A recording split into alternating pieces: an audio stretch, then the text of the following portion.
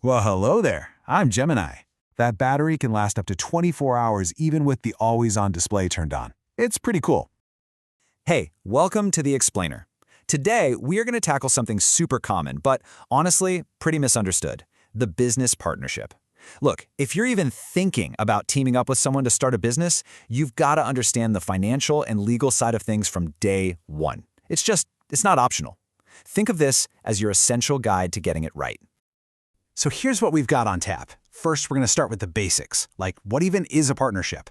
Then we'll dive right into the nitty-gritty of taxes, and we'll look at it from both sides, the business and then you, the partner. We'll even cover the special rules when you go into business with your spouse. And we'll finish up with some really important advice on how to protect your partnership. By the end of this, you'll have the complete picture, I promise. Okay, let's get right into it. Section 1, the basics. And really, we have to start with the most fundamental question. What is a partnership? Because, it's not just a sole proprietorship with two people. It's a completely different animal. Okay, so here's the core idea. A partnership, it has this really interesting dual identity. On one hand, for all its number crunching, it acts like its own separate thing. It tracks income, it tracks expenses, it figures out if it made a profit or a loss. But, and this is the part you really got to get, the partnership itself doesn't pay any tax, not a penny. All that profit or loss just flows right through to the individual partners. You're the one who reports it and pays the tax. And this right here, this is what I like to call the two-sided coin concept. With a sole proprietorship, it's simple. The business and the owner are basically one and the same for tax purposes. But a partnership, nope, it's got two distinct sides. You've got the business entity over here doing all the math, and then you've got the individual partners over there who actually report that income.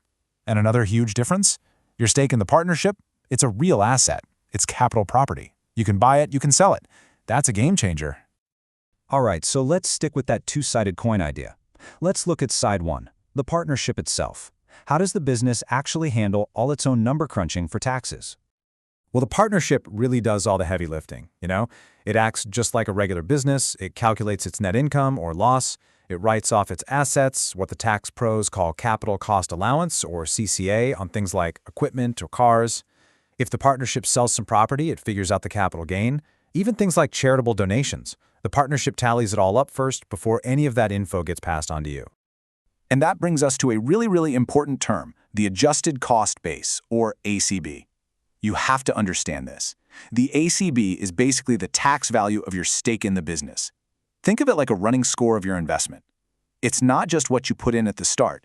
It's a living number that goes up and down as the business does well or not so well. Yeah, your ACB is definitely not a set it and forget it kind of thing. It's always moving. So let's walk through this. You start with what you put in, your capital. Let's say you invest $10,000. The business has a great first year, and your share of the profits is $20,000. Boom! Your ACB just jumped to $30,000. But then you take out $5,000 in cash for yourself.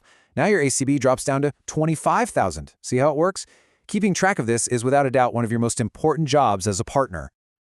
Okay, so now it's time to flip that coin over. We've seen what the partnership does, so how does all of that information actually make its way onto your personal tax return? The place where you actually pay the taxes. This really lays out the whole journey for you. It starts with the partnership, right? It does all the math. Then, that final number, the profit or loss, gets split up between the partners, all based on what your partnership agreement says. Then you take your share and you report it on your personal return. But wait, look at that last step. We're not quite done yet. And this is a super important point. The income number the partnership gives you, that's not always the final number you pay tax on. You get to make your own adjustments. So for example, let's say your share of the profit is 50 grand, but you used your own car for business travel and that cost you $3,000 and you spent another $1,000 on client lunches that you paid for yourself. Well, you can deduct those expenses. That brings your taxable income down to $46,000. This is also where you'd write off the interest if you borrowed money to buy into the partnership in the first place. Oh, and here's a little pro tip for you, because so many people miss this and just leave money on the table.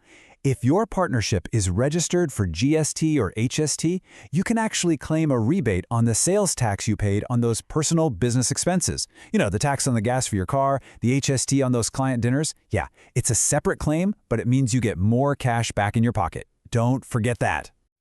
All right, let's shift gears a little. Things can get, well, even more interesting when your business partner also happens to be your spouse. Now, this is a totally valid way to set up a business, but you better believe it comes with its own special set of tax rules, and these are rules you absolutely have to know.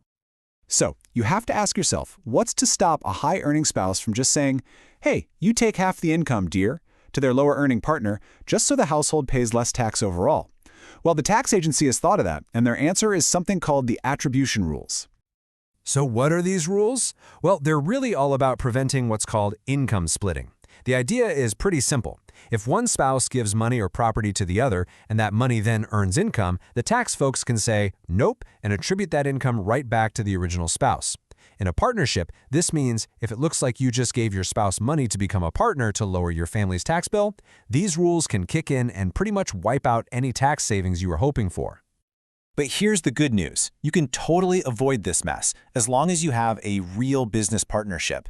The tax authorities just want to see that it's a legit business deal. For instance, are both of you actively working in the business? Or maybe one of you is active and the other made a real investment with their own money.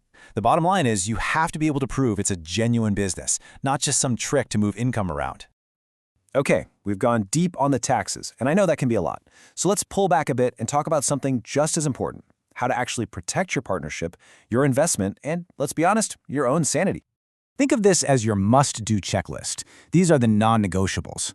Number 1, get a legal partnership agreement drawn up. This is not a nice-to-have, it is absolutely essential. It needs to spell out how you split profits and losses, and, this is huge, what happens if someone wants to leave. And number 2, get a separate business bank account from day one. Mixing your business and personal money it's the quickest way to create a total mess and even put your personal assets on the line. You know, after all this talk about taxes and ACB and legal agreements, the source material reminds us of a really simple, powerful truth. At the end of the day, what's the #1 reason partnerships fail? It's probably because the partners just can't get along. It's almost never the maths that destroys a business, it's the people. It's the disagreements, the different visions. That's the stuff that'll sink the ship. And that leaves us with one last, really important question to think about. When you build your partnership, are you building it for people or just for profits? Because look, a great business plan is crucial, of course, but a great plan for how you'll communicate, how you'll handle disagreements, and what you'll do when it's time to part ways, that's what gives it staying power. A great agreement protects the business, for sure, but more importantly, it protects the human relationship at the very heart of it all. Thanks for watching The Explainer.